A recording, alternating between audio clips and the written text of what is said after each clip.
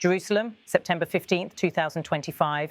In a carefully staged moment in the Israeli capital, Prime Minister Benjamin Netanyahu stood alongside US Secretary of State Marco Rubio, delivering remarks that underscored the depth of the US-Israel alliance and offered a striking tribute to former US President Donald Trump. The words carried weight not only because of the diplomatic setting, but also because of their timing as Israel faces mounting challenges abroad and scrutiny at home. The government press office released official footage of the event, capturing Netanyahu's emphatic praise of Trump, which quickly became the centerpiece of the day's headlines. The Israeli leader, who has weathered decades of shifting relations with American presidents, chose to frame Trump's legacy in unprecedentedly glowing terms. Netanyahu declared with deliberate emphasis, "The US-Israel alliance has never been stronger than it is today, and the president has been an exceptional world leader. He is truly transforming the world for the good of all of us, and I can repeat what I have said many times. He is the best friend Israel has ever had in the White House." It was not the first time Netanyahu voiced admiration for Trump, but the choice to repeat and double down on the statement in front of Rubio signaled more than routine diplomatic courtesy. It was a message directed both outward to Washington, to skeptical European capitals, and to a watching Middle East, and inward to Israelis who see Trump's past presidency as a decisive period in their nation's modern history. Israel's relationship with the United States has long been considered a cornerstone of its security and diplomacy. Yet each American administration has varied in its approach, sometimes clashing with Israeli leadership on settlement expansion, peace negotiations, or military campaigns.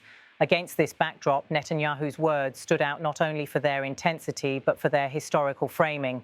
By calling Trump the greatest friend Israel has ever had in the White House, Netanyahu elevated him above presidents such as Harry Truman, who recognized Israel's independence in 1948, Lyndon Johnson, who oversaw arms shipments after the Six-Day War, and even George W. Bush, a strong backer during the Second Intifada. The comparison implicitly underscored Trump's decisions, moving the US embassy to Jerusalem, recognizing Israeli sovereignty over the Golan Heights, and brokering normalization agreements under the Abraham Accords. For Netanyahu, who thrives on symbolic gestures as much as strategic ones, this was not just a nod to the past. It was a reminder to allies and critics alike that Trump's imprint on Israel's security and diplomacy remains unmatched in his eyes. The setting of these remarks added another layer of significance. Marco Rubio, once a fierce critic of Trump during the 2016 Republican primaries, now serves as Secretary of State in Trump's second administration. His presence in Jerusalem was a visual testament to how much American foreign policy had consolidated around Trump's vision, even through political rivalries. Rubio's task during the visit was twofold: to reassure Israel of continued US support and to navigate the fallout from Israel's controversial military operations in Qatar, which had drawn sharp international criticism. Netanyahu, aware of the political theatre, used the moment to remind the world of Trump's enduring influence and his administration's commitment to Israel's security. The optics were carefully choreographed, Netanyahu speaking in English to ensure international audiences could grasp the full impact of his words, Rubio standing beside him, nodding at key moments, and cameras capturing the symbolism of alliance. Observers noted that Netanyahu's choice of language was more than personal flattery. It was a deliberate act of political messaging. In Israeli politics, alignment with the US is not merely diplomatic, it is existential. Military aid, diplomatic backing at the United Nations, and access to advanced technology are all tied to Washington's goodwill. By publicly anchoring Israel's strength in Trump's presidency, Netanyahu was sending a warning to critics who question his government's strategy. His statement, repeated for emphasis, left little room for misinterpretation. The American-Israeli alliance has never been as strong as it is now, and the president has been an outstanding global leader. He's really transforming the world to better all of us. And I can again repeat what I've said time and time again. He's the greatest friend that Israel has ever had in the White House. The insistence on repetition reflected a broader theme in Netanyahu's political style. When he believes a point must resonate beyond the day's headlines, he engraves it into public discourse by restating it. This time, the subject was Trump, and the audience was not only Israelis, but also Americans and Middle Eastern leaders skeptical of Israel's actions. These remarks came at a tense moment in global politics. Israel's airstrikes in Qatar, which targeted Hamas leaders but drew condemnation for civilian casualties, had strained relations with Gulf states and complicated the fragile normalization efforts that Trump once championed. Meanwhile, international institutions, including the United Nations, were increasing scrutiny over Israel's military conduct. For Netanyahu, praising Trump served as a strategic reminder that despite growing criticism abroad, Israel could still count on firm backing from Washington. In a region where alliances shift quickly and enemies look for signs of weakness, such assurances are vital. Inside Israel, Trump's image remains divisive, yet undeniably influential. For many on the right, he is remembered as the president who legitimized Israeli sovereignty over contested territories and sidelined the Palestinian issue in favor of regional normalization. For others, particularly critics of Netanyahu, Trump's policies entrenched divisions and reduced prospects for a two-state solution.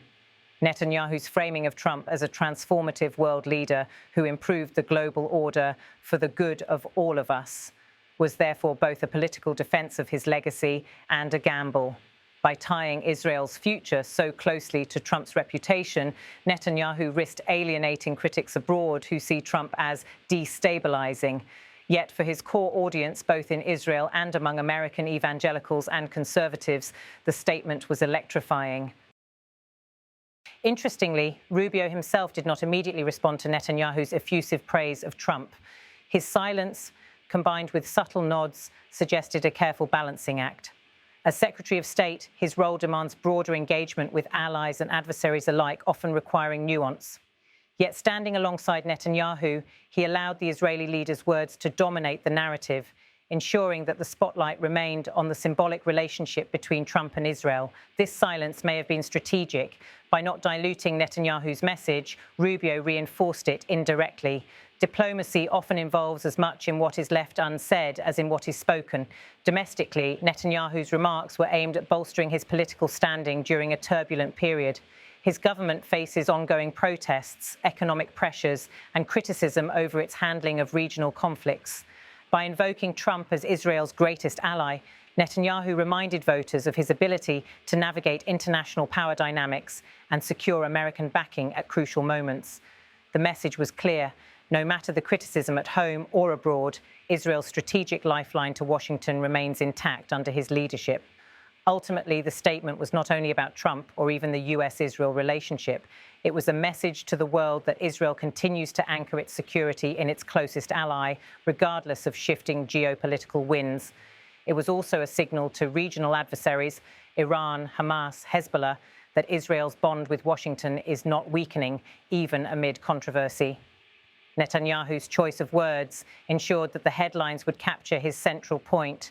Trump remains the gold standard of friendship in Israel's eyes, and the alliance between the two nations is stronger than ever. In Jerusalem on that September afternoon, the choreography of diplomacy unfolded with precision.